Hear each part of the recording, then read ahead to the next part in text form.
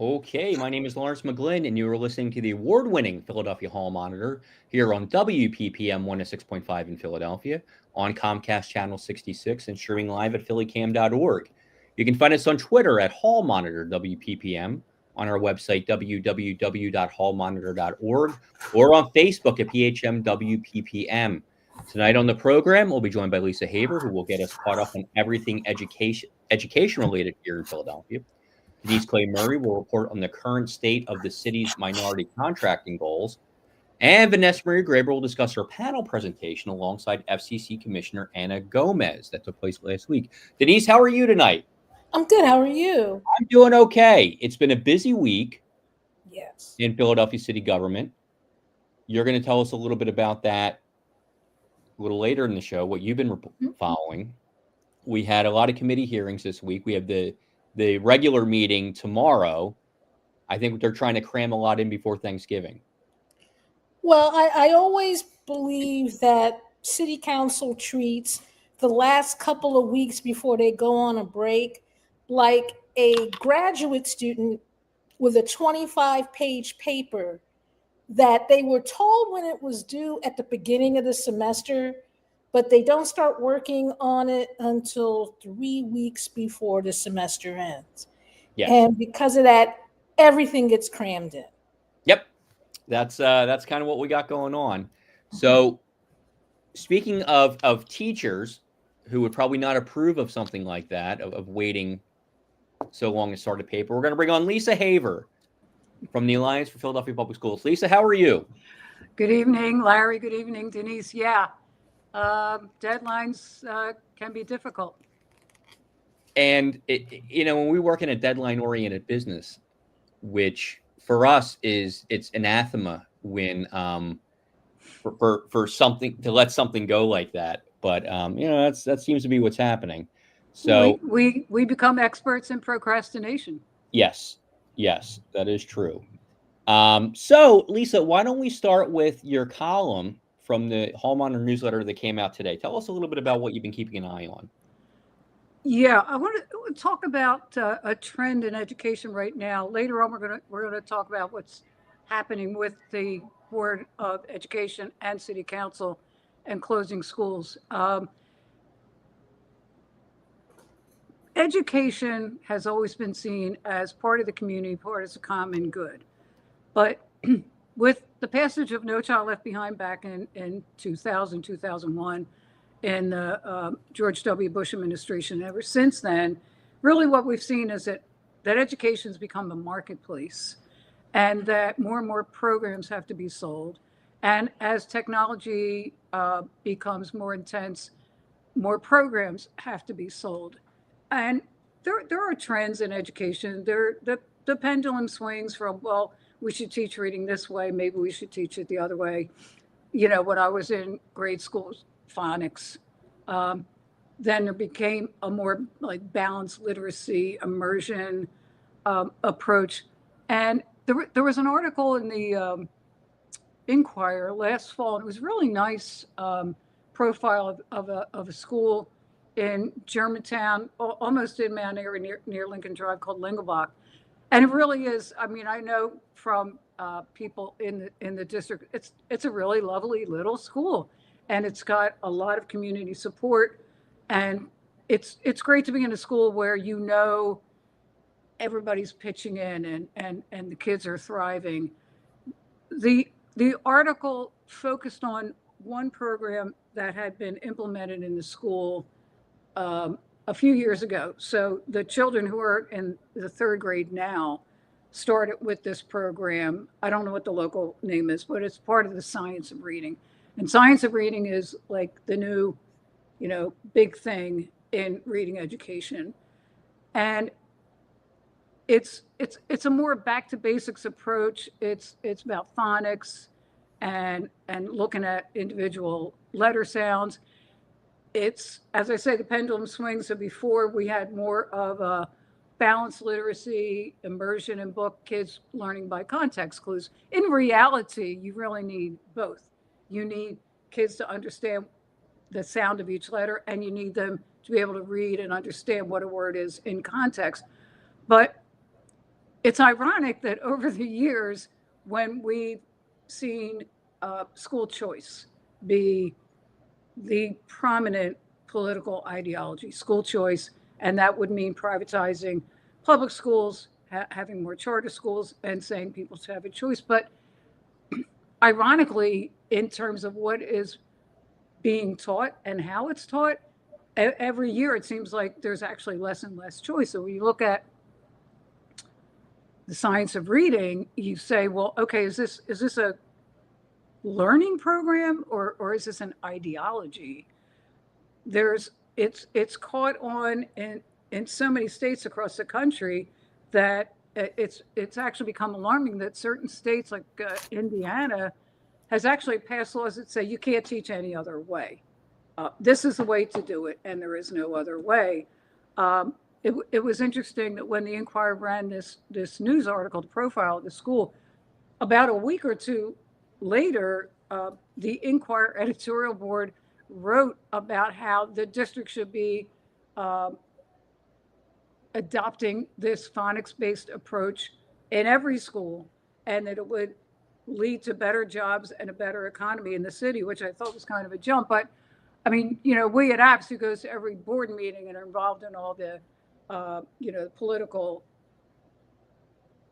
happenings of this district in the city, we're a little taken aback because the Inquirer editorial board rarely weighs in on school governance, but here it was saying, here, we know what the best teaching method is. As I said, it does go back and forth, and that's not necessarily a bad thing. There's more research, you find a better way to do it, you do that, and you try to have a combination, and you see what is best for your kids. Like if you're in a rural setting, you may be having a different approach than what you might have in the city. Kids who are in a more economically struggling area, you may want to take a different approach. What we're seeing, and I cited readers, Peter Green, and others that are saying it's gotten to the point where now the people who've been advocating for school choice now do not want you to have any choice. So people who are legislators and politicians are telling the superintendents and the teachers and the principal, here's how you have to teach this. Which really doesn't make sense, because why would you appoint a superintendent? Why would the superintendent hire teachers? Because they're the experts. It does get into a follow the money situation. One example is when you say, oh, okay, well, I guess this is science of reading, and there's a whole lot of research, and it must be the best one. So, okay, let's go with it. Interestingly, one of the biggest backers now of the Science of Reading program is Bill Gates. Common Core standards, which were adopted in every one of the 50 states, and maybe even some territories, that only happened because of very intense lobbying of Bill Gates through his Bill and Melinda Gates Foundation. And Bill Gates has been a funder and backer of school choice and school privatization, for over 20 years. But you had to step back and say, well, wait a minute. Wasn't Common Core the answer to everything? So are you saying it didn't work, and now that's why you want to now fund the Science of Reading? How does that work? But as I said, Lingelbach is really having a lot of success. But is it just about the reading curriculum? The story talked about a new Friends of, if you're familiar with Friends of, it's sort of a home and school association. Friends of, who are able to raise funds, who are professional people who can find grants and fill out grant applications. The school got a new playground. It's right near the Wissahickon Creek. They were able to get a zip line and a forest classroom, all these really wonderful things. So when I read it, I felt like I was getting into the chicken and egg. Are the kids doing better because of the reading curriculum, and that translates into happier, more thriving children, or hey, we got, playground and kids are outside and they're doing great. Oh, now they're doing better on the reading test. I think, when you read that, those questions do arise.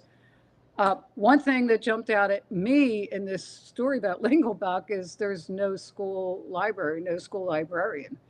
And that's why I think I always come back to, all right, there's always a new trend, there's a new ideology, there's a new program, great.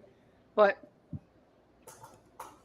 smaller class size, more support staff, more counselors, and school librarians, you can't lose with those strategies.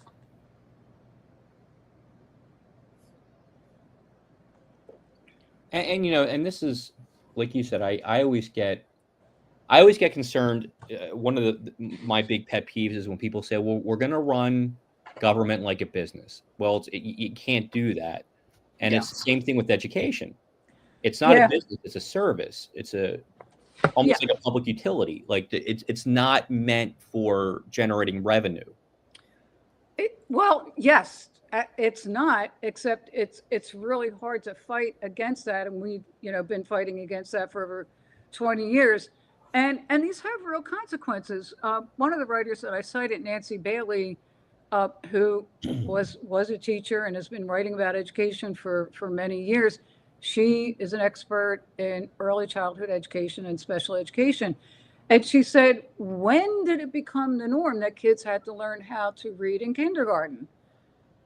And I mean, I was in kindergarten a really long time ago, but it was like, singing and playing and napping and going outside and learning your ABCs and learning your sounds and learning your numbers. And the social component. Well, yeah, exactly. Now, kids are being assessed in the beginning of the year, in the middle of the year, the end of the year. I've known of kindergarten classes, not every night, but the concept of homework shouldn't even be a thing in kindergarten. No. So when did this happen now? And I have a very good friend who's a kindergarten teacher. Her class, at least, or the kindergarten classes in her school, have adopted this new curriculum. And I will say, she hates it. And what she's told me is it's just no fun. And when you're talking about kindergarten kids, 5-year-olds, that's important, because every teacher, especially early childhood educator, knows that children learn through play, as you said, Larry, the social component. But just, when you watch kids on the beach, right, and they run down, they get the water, and they put, and you say, okay, they're playing in the sand, but they're building a sandcastle and they're figuring out the ratio of sand to water. They're figuring out how heavy it is. What can I carry? They're having to share maybe with their brothers and sisters and friends. I mean, I love to watch kids on the beach because I can see how they're learning. Okay, how high can I build this before it topples over? And so when you have kids who are, 5.5, maybe 6 in kindergarten, when you push kids to say, okay, if you don't learn how to read this year, we have a problem, that causes some possible developmental issues later on. Not to mention, you're saying to this kindergarten person who you're trying to get them to like the whole concept of going to school in the first place, because, when you start school, you're no longer able to sit and watch cartoons at home with mom all the time. You actually have to be doing something. And you have to kind of make it something that they're interested in pursuing before you turn it into a job. But I guess the question I have is, has anyone taken a look at how this could affect, education long term for these kids? Because one of the things that they were talking about at one of the hearings that they had in City Council this week, the one on education, is the dropout rate. Now, I've taught kids who had basically dropped out of every school they had ever gone to, and they gave me various reasons for that. And I can't help but think that making school seem like drudgery right off the bat could possibly contribute to that. I will tell you something that sort of was burned into my brain a long time ago, might have been close to 20 years ago. And I was a middle school teacher. And for some reason, I think I was going, to some kind of workshop at another school. Middle schools generally were 6, 7, 8, and I was going to an elementary school, which was K to 5 or K to 6. Before you get in the door, you know how there's a billboard up there, announcements. This one was, so it was probably like March or April. PSSA door decorating contest. Pennsylvania State Assessment, our standardized test. PSSA door decorating contest and PSSA, bingo, whatever. I'm like, before these kids even get in the door, they're being told you are here to take a test. Yeah. I mean, it should be like, hey, you're here, welcome. And I mean, I remember being afraid in kindergarten, you're not at home with mom anymore. Like you said, Denise, it's really a transition. Are you saying to kids, we're nurturing you and we're going to let you learn at your own rate, at least, for the first year or two? I mean, I was a middle school teacher and people were like, wow, did you really teach, 12-year-old and 13-year-old? Yeah, because, okay, yeah, they're a pain in their own way, but, you learn to love them. You learn how to teach them. The little children is a whole different challenge. And it takes a while for kids to get used to the idea that they're coming to school every single day. And they have to learn how to be with other people and just be in a whole different place. Are we putting too much pressure on them to say, okay, you have to learn this by this time? Yeah. Yeah. And I can tell you, I taught on the other side of it when I was teaching at a college. And I can tell you, those test scores don't really mean a whole lot when you get to that level. We had students who came in, and this is the SATs I'm talking about. Yeah. Who had low SAT scores and had no problem in school. And we saw it the other way where students had really good SAT scores and, they barely made it a year. When you take a test, people will differ on where the line is, but a standardized test measures not just what you learn and what you understand. A standardized test measures how well you can take a test. Yes. And now, because most of them are online, so kids have to sit at a computer and do it, now it measures how well you can take a test and your computer skills. I mean, like, it's not really fair. And when, I know I've said this in my pieces and I've said it to, are we really a child-centered district? Are we a data-centered district? Because you can't be both. Yeah. Yeah. So, Lisa, what was your take on yesterday's hearing at City Council? This is the bi-yearly, what they call, I think, the education supplement. So it's talking about what the school district's up to. The mayor comes and talks. They talk a little bit about funding. What were some of the key takeaways from that for you? Well, I was hoping to hear more about perhaps what some members of City Council might be doing to stop the school district from closing neighborhood schools, or at least jump into the process and say, wait a minute. But I did testify at the end of the session, and I reminded the City Council people, because I do this at least once a year. I've been to those hearings, and they're very frustrating because, one, the other people who were there, including some of the labor leaders, I said, when you go to all the board meetings every month, and then you come to these council hearings and you hear the questions from the council members to Superintendent Watlington to Board President Streeter, it has almost no relation to what issues people are bringing to board meetings. I mean, really, it's just, it's crazy. And I said, you know, when you close a public school, because we've been through this a number of times, and we lost over 20 schools in 2013. There is no legal recourse.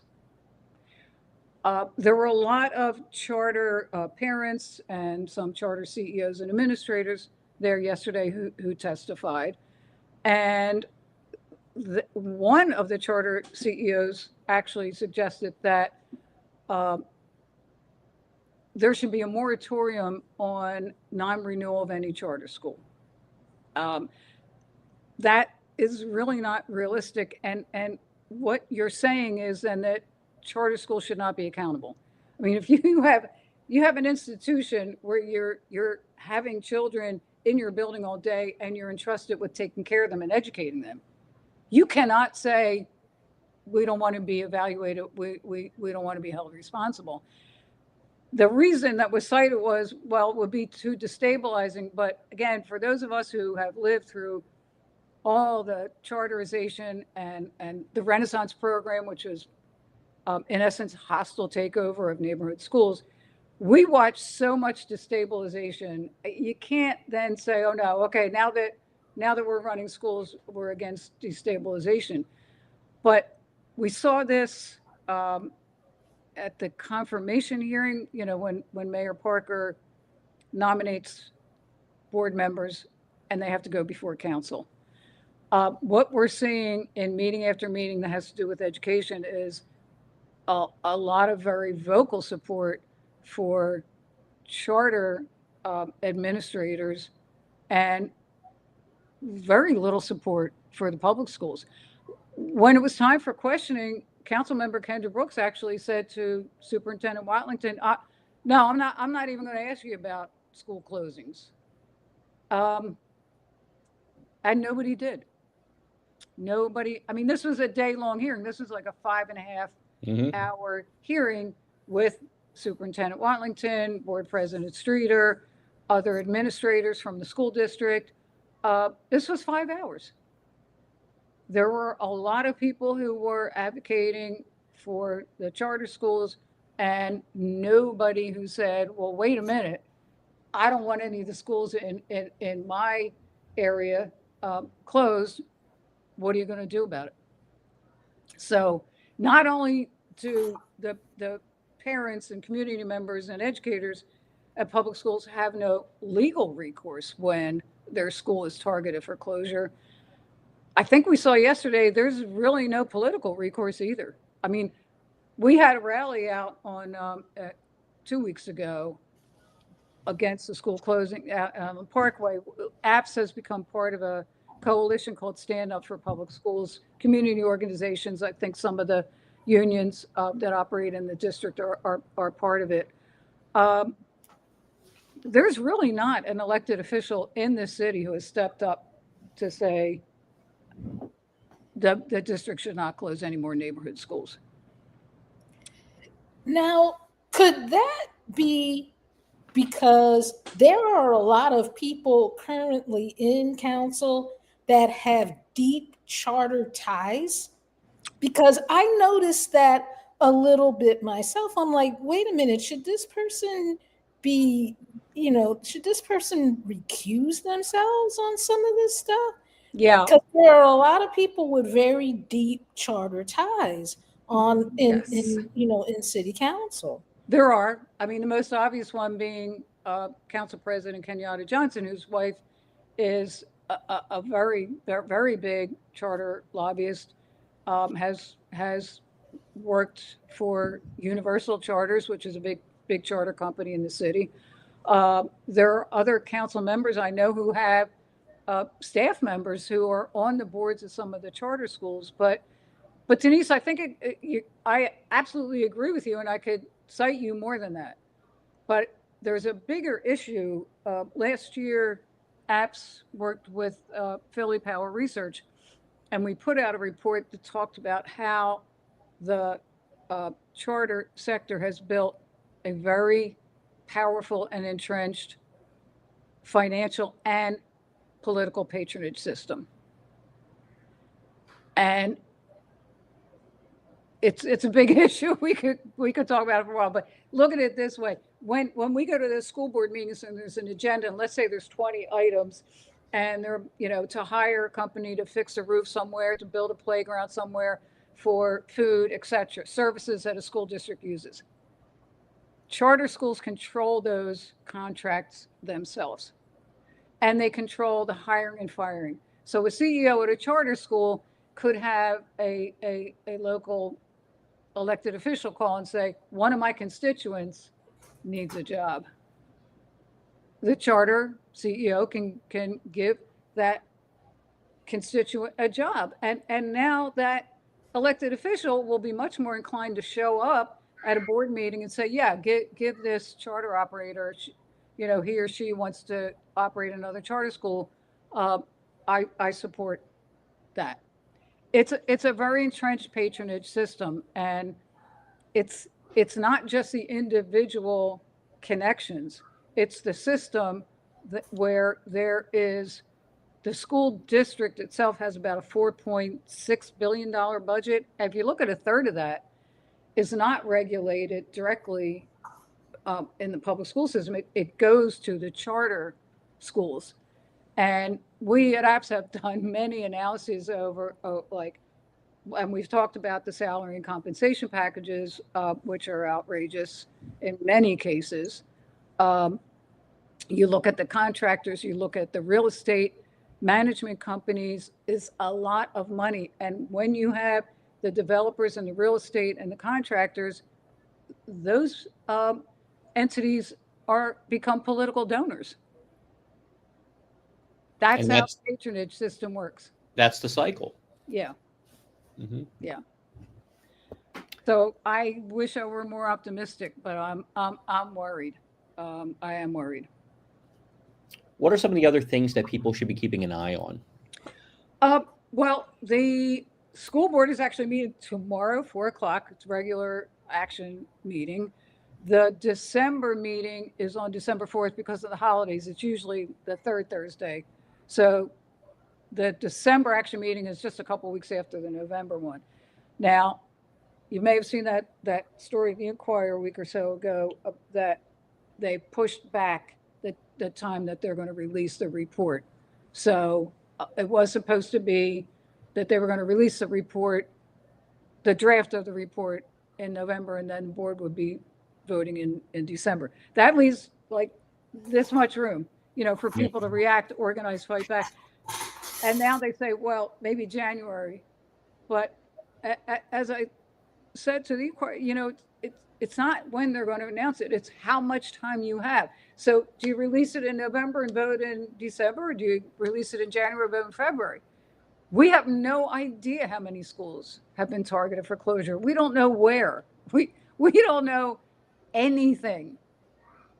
And they're going to have just the release of the report and the final vote in just a matter of weeks. Yeah. That's way worse than what the SRC did. And, that sounds like the plan, right? Just put it out there. No, well, sorry, we ran out of time. Well, you were there yesterday when they were talking about, when the Watlington administration was talking about, okay, we're going to have another survey. It's like, how many surveys do you want? I don't know that anybody on a survey is going to say, yeah, please close my school. That is exactly what I said in my testimony at the last board meeting. Like, okay, and I just turned around to people and said, does anybody want their school closed? And I said, okay, there's your survey. There's not a single meeting that we went to where anybody said, you know what, I do think you need to close some schools. Nobody. No. But you would be surprised how many people in City Hall have said, well, the schools have got to close. You've got to right size the district. And this is like, in the interest of full disclosure, I basically spent most of the last year and a half researching what kind of impact the last group of school closings had on the district, and the city. And I really think that folks need to take into consideration the fact that most of the neighborhoods where people are going to be closing schools are neighborhoods that have already been dealt more than their fair share of disinvestment. Yeah. And that needs to be addressed, because Yeah. while we were not able to find a direct correlation between the school closings and the murder rate in 2020, in some places there was a connection. Well, So, people kind of need to think about that. yeah, your article is really, really important. Sent it out to all the apps members, and they sent it out to their networks. It's really, really an important piece. And in fact, we said let's try to quote from this the next time we have to testify. But the one thing that I can leave you with is that this was never about money. It wasn't about money in 2013. It was like $22 million, and it ended up not even being 22 million. And this time, the district has actually said this is not a budget issue. So, I mean, if there are people in City Hall saying we need to right size, I didn't hear any of them say it yesterday. I didn't hear them say it last week. I haven't heard any city council member on the record in any council meeting talk about school closings and that they're in favor of it. But I think your article really makes a lot of really important points that it's so disruptive to the community. I mean, this is your home, for like 6 or 7 hours. You go to school, that's your home, and it's a community anchor. It is really distressing to see how little political support there's been for the people who are fighting to keep public schools open. Yeah. All right. Well, Lisa, where can we learn more about apps? Apps, the Alliance for Philadelphia Public School. Our website is appsphilly.net. We're on Blue Sky. We're on X. We're on Instagram. We're just about everywhere. But in person, you can always find us at a school board meeting. And if you do come up and talk to us, we'd love to have you. And if you're interested in the school district education issues, apps is a great place to start to really learn about what's going on.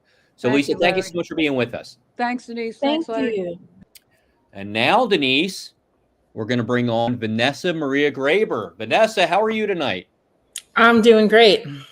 So last week, Denise and I had the pleasure of joining you at a very special event that took place at the Rutgers Camden campus. Tell us a little bit about what happened. So last week, we hosted, and by we, I mean, folks at my other job at Free Press, hosted FCC Commissioner Ana Gomez. And Ana Gomez is one of the remaining Democratic FCC commissioners.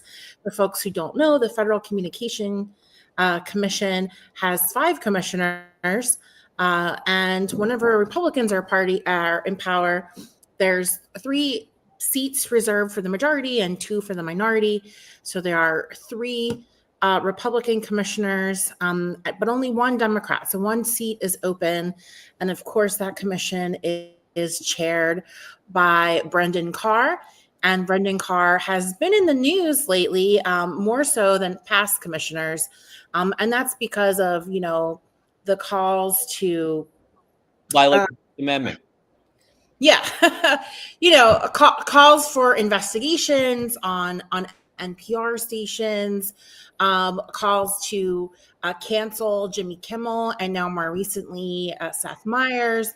And so him, like many other folks, who are in this administration are very much doing the president's bidding.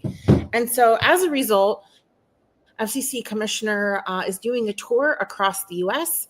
I believe this was stop number 20, where she was wanting to meet with local residents and journalists and community leaders about these threats to free speech and freedom of the press. And so she came to Camden, New Jersey, and Free Press partnered with Rutgers Law School to host her. Of course, the folks at the law school care very much about First Amendment law. And so they had a shared interest in wanting to hear from the commissioner. And we invited journalists from all over South Jersey. Some even came from North Jersey and Philadelphia. And it was an intimate event, and it was nice because many of us, I know Denise especially, got one-on-one time with the commissioner. So I'm curious, what Denise talked with the commissioner about. Of course, shout out to Gretchen from PhillyCam, who also came to represent public access on our low power FM radio station. But I think it was really good for the commissioner to hear from folks like Denise and others who are working, directly, to provide local news to people in the area. And also Denise being a New Jerseyan by birth.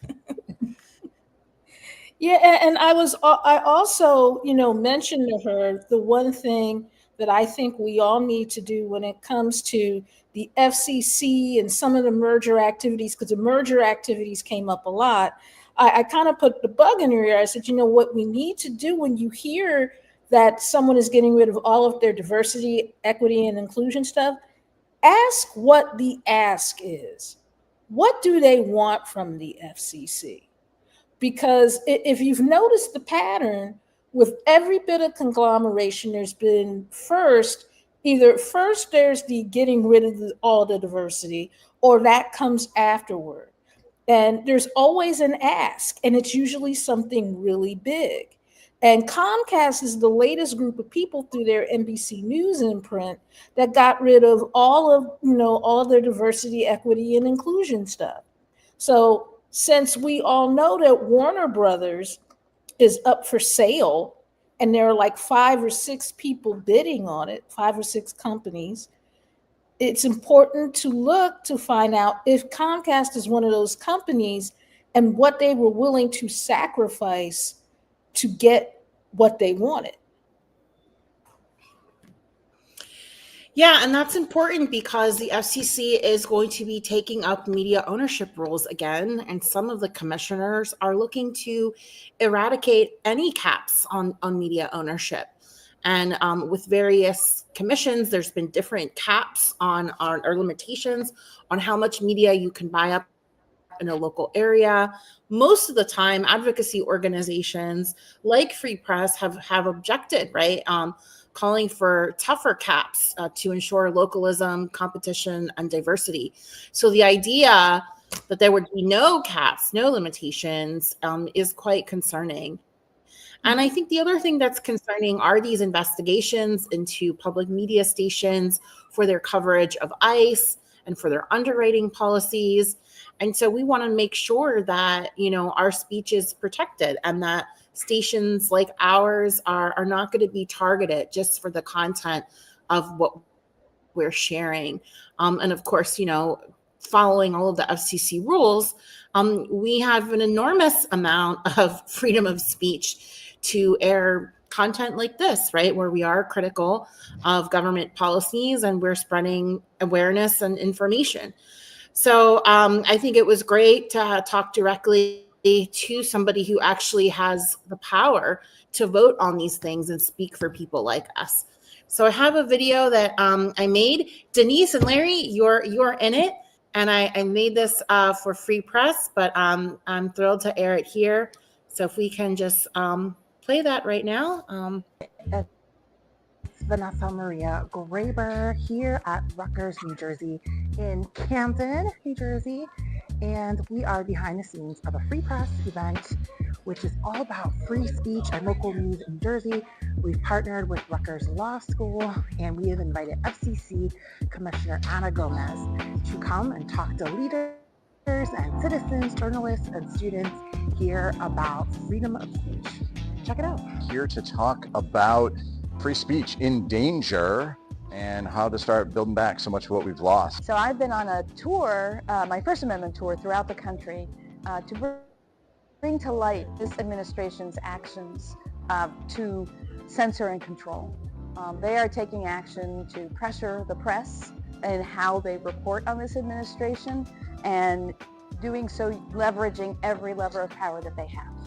So this is my 20th stop on my tour. I've been to 11 states, and New Jersey's just the latest. I'm hoping that as people start to see more and more of their right to speak taken away, that they at long last recognize why stuff like the First Amendment is so important and actually fight for that right. Because so far, people haven't necessarily done that, and it's time that they did.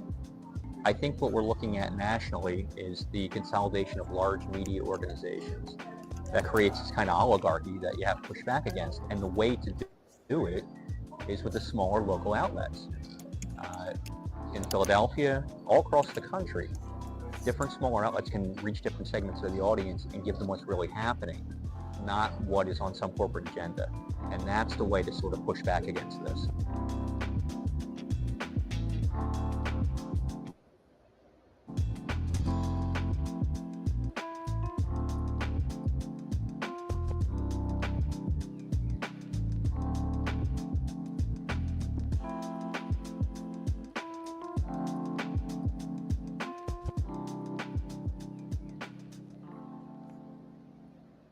Absolutely thrilled that Free Press chose to partner with us, and that our special guest, FTC Commissioner Ana Gomez, has chosen to make us a stop on her First Amendment tour.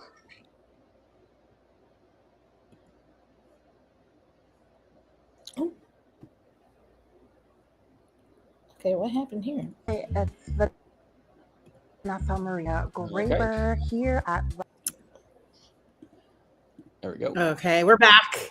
Yeah. So thank you for doing an interview with me and contributing some great content. I had to feature my Hall Monitor colleagues on that video about the event and free speech. And yeah, it's really not quite often that you get that much access to an FCC commissioner.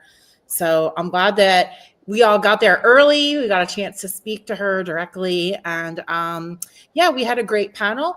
We had Allende Merrill, who's the program officer for the New Jersey Civic Information Consortium. And that is the institution or foundation that's been created to provide public funds, that's New Jersey tax dollars, to local news outlets and community organizations doing civic information. We had Kenny Miles, who is the editor and founder of the Trenton Journal. He does very similar work to what we do, except he's in New Jersey capital of Trenton. And we also had somebody who's not in the news business, but who's providing very critical information to his community. And that was Christian Moreno Rodriguez. And Christian he's the executive director of El Pueblo Unido de Atlantic City. And of course, they have been providing updates, know your rights training about immigration, about raids. They've been combating disinformation and doing a lot to keep immigrants safe in the Atlantic City area. So really great discussions there. And again, glad to see so many people still care about free speech and are just as concerned as we are, because the reality is that the president keeps threatening our freedom of speech. And this week was no different. We saw Trump attack two female journalists. One, while he was on Air Force One, he said a very offensive comment. He said, "Quiet, Peggy," which is just really disgusting and abhorrent. And he has really berated and disrespected women journalists for the last few months in particular. And then a second woman journalist, I believe her name is Mary Bruce from ABC News, asked a question while at a press conference between the president and the Saudi Crown Prince bin Al Nain. And the question was about his involvement in the Khashoggi murder. Of course, that was a journalist from the Washington Post who was kidnapped and murdered, I believe, in Turkey while he was traveling abroad. And Trump's own administration, when he was in power during his first term, his CIA, right, a CIA where he appointed the director, found bin Salman culpable, responsible for that. So the question was legitimate, right? If this is somebody that your administration found culpable of murdering a U.S. citizen, explain why he's here right now and sitting next to him. Of course, that angered Trump, and he had this response. So I just want to pull up this quick clip, and this is courtesy of PBS. So if we can bring that on the screen. All right, and I'll play what he said. And people are wise to your hoax. And ABC's, your company, your crappy company, is one of the perpetrators. And I'll tell you something. So why not just sign it? I think the license should be taken away from ABC because your news is so fake and it's so wrong. And we have a great commissioner, the chairman, who should look at that, because I think when you come in and when you're 97% negative to Trump and then Trump wins the election in a landslide, that means obviously your news is not credible and you're not credible as a reporter. So I've answered your question. You should go and look at the Democrats who received money from Epstein, who spent their time. Larry Summers. All right, I'm gonna leave it there. So he went all around the mulberry bush to avoid answering that question. That's even more of a Trump word salad than usual. Yeah. Yeah, he also told the reporter, I don't like your attitude. I don't like the way that you asked that question. I don't like your station. It was, direct attacks on the reporter and ABC News for asking a legitimate question. And isn't that the job of the press, to ask these tough questions, to demand transparency, from our administration? And to be attacked like that is definitely, very concerning. But also, to call for a license to be revoked, and it would be many licenses, by the way, because the ABC network has hundreds of stations across the U.S. And so what does he mean by that? FCC Commissioner Brendan Carr has had a pattern of repeating these calls to action. So certainly we'll look for that in the next couple days to see if he posts something on X saying he's going to investigate or do something. But again, these are the types of threats to free speech that Commissioner Ana Gomez was talking about and concerned about. And so I think the timing of the event, along with this statement, proves the need to have this discussion. And even though it is really hard to be the only Democratic commissioner at the FCC, I do believe that she is listening to people like us and just as concerned as she expressed during the event about these continued threats by both Commissioner Carr and President Trump. All right. Well, Vanessa, thank you so much for that report. Yes, thank you. And that was a great event. Thanks for coming. And, until further notice, we'll keep broadcasting free speech here and asking the tough questions until we're not allowed to. But in the meantime, thank you both for always showing up at City Council and at the mayor's events and asking those important questions as well. Thank you, Vanessa. Yes, and Denise, speaking of the mayor. Yes, my favorite topic. Yeah. So it's been an interesting week in the mayor's office too. So why don't you tell us a little bit about that? Well, last week, Mayor Sherelle Parker announced that she was going to be changing the way that the city of Philadelphia handled minority set-asides. Apparently, because I went to the press conference for this yesterday, she has signed an executive order that says that there's going to be more of an emphasis on small local businesses instead of like set-asides. Apparently, a Supreme Court decision that came down regarding diversity at Harvard University, something that actually has nothing to do with minority contracting in the city, actually, was the impetus for this. And they decided that, they would,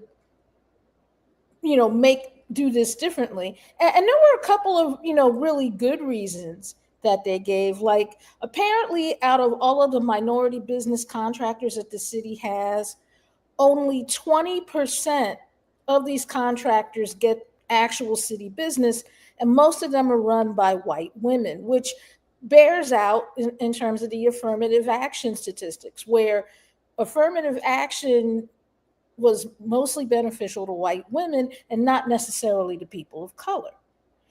And because of that, they're going to put more of an emphasis on small local businesses, getting them up to speed and up to scale, and helping them become more, more able to participate. Now, the question I had, and I ended up speaking to the person that's going to be overseeing this effort, a gentleman named Nasir Jones, about the fact that, and the mayor herself admitted, it had been this way for 40 years, where you had all of these people and only 20% of the people got to work. It had been there, it had been that way, for 40 years, and it was something she campaigned on. So the question I had, because there wasn't really much of a discussion on enforcement in terms of making sure that this wasn't used as an excuse to start discriminating against people, I asked Mr. Jones what this means in terms of enforcement, and what this means for programs that had been traditionally taken on by the city and other entities, whose sole purpose was to make it so minorities, people from traditionally marginalized communities, were able to get what they needed to be able to compete. And I was told that, they're going to enforce anti-discrimination laws, and it's very much a trust system. But the communities that are kind of, that have traditionally been on the outside looking in, are being asked to trust the administration will do something. And I wish them luck in terms of getting people to do that trust. What did come up, and it was kind of interesting, if you remember the 76 place hearings, part of the reason why you were able to get folks like the Philadelphia NAACP, the African American Chamber of Commerce, the Latino Chamber of Commerce, and all of these other people to, from traditionally marginalized communities, to join up with the mayor and those who supported the stadium in Chinatown, how you were able to get them to, sign on to that support was the promise of a certain amount of business going to those communities. So the question was asked, did you know during those hearings that this decision had come down, and that you would need to change how you did this, or did you find this out later? And from what I understood, those two things kind of happened simultaneously, where the Supreme Court decision came down while some of the activity with the 76 place was going on. So it would have really been interesting to see how they handled this promise that they made to these groups without running afoul of the federal government. And while the Parker administration says that the Trump administration had no actual impact in terms of them making this decision,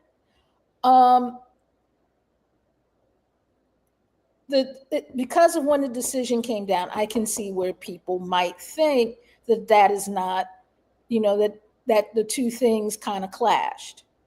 But it's going to be interesting to see how this executive order is carried out, what small and local actually means, because while they have it set up in like 3 tiers for businesses 50 and under, businesses in the middle, and slightly larger businesses, if you've observed contracting in the city of Philadelphia for any length of time, you can get around things like that.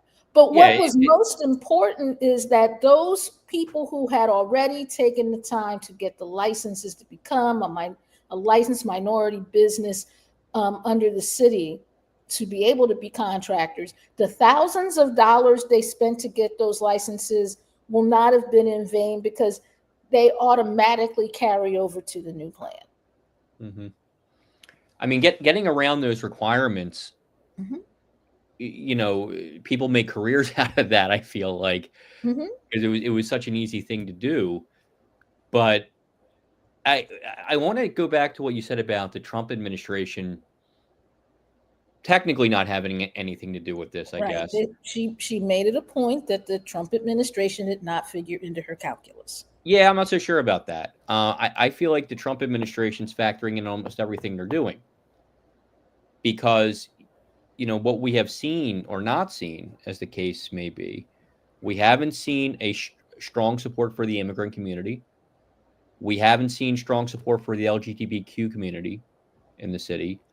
We've seen, if we're lucky, a tacit remark about unity, one Philadelphia, we're all in this together, you know, that kind of stuff, but never anything that says we support our immigrant community and we're not going to let anything happen to them. We support our LGBTQ community and we're not going to let anything happen to them. You're not hearing that. And that's because my belief, and I think a lot of people have this belief, they don't want to raise the ire of the Trump administration. They want to go under the radar. And I just constantly think that's a mistake. Well, this week, in the Monday edition of the Hall Monitor newsletter, I wrote a column that talked about the notion of anticipatory obedience. There's a historian named Timothy Snyder who wrote a book called On Tyranny, in which he talks about, through anticipatory obedience, you tell power how it is allowed to treat you. And that is something that anyone who's ever been bullied in their life can tell you, that while it may keep you off the radar for a while, once a bully has figured out that they can bully you, they're going to continue to do it. However, if you look at Chicago right now, Chicago has run most of the ICE agents out, because they basically said, we're not tolerating this. In North Carolina, which I don't know why the Trump administration decided to send National Guard troops to Charlotte, North Carolina, but they did. They've been running to the woods right now, because you have people who decided, I'm not going to tolerate this. Now, far be it for me to tell the Parker administration how it should or shouldn't, handle stuff like this. I mean, let's keep it real. I had a question that I wanted to ask during the press conference, and she looked right through me to go to the reporter behind me and let them ask a question. So that tells you how much, respect they have for what I have to say. But the thing is, eventually, and especially with the 250th anniversary coming up for America, or the rest, what's left of the Republic, and also with, some other things coming up, like the midterms, that ability to keep your head down is probably not going to last much longer. No, it's not. And that's going to have to be the last word. We are off next week, Denise, because it's Thanksgiving. Yay! But we'll be back the week after for more Hall Monitor. We'll see you then.